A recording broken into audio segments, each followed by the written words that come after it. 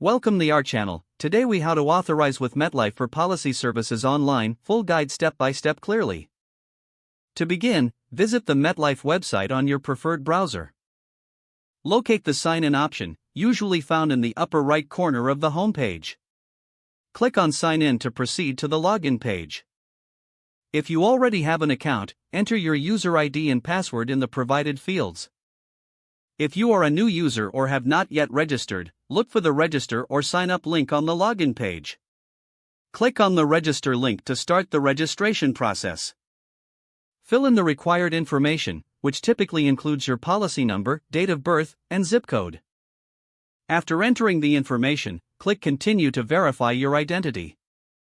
You may be prompted to create your online account credentials, including a unique user ID and a secure password.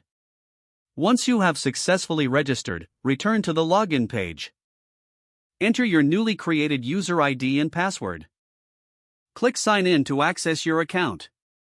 Once logged in, navigate to the Policy Services section of the dashboard. Here, you will find options related to managing your policy. To authorize services, look for the Authorize Services or Manage Authorization link. Click on that link to begin the authorization process. Review the available services you can authorize for your policy. Select the services you wish to authorize by checking the appropriate boxes. After making your selections, click Submit or Authorize to finalize the process.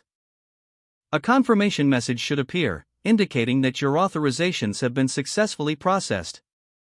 Review your policy summary to ensure that your authorizations are correctly listed. If you encounter any issues, return to the Help section for troubleshooting tips. For further assistance, consider contacting MetLife customer service directly.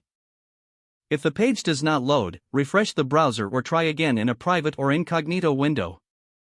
Make sure you are using the correct email address, then retype it carefully to avoid small typos. If your password is not accepted, use the Reset option and create a new strong password you can remember.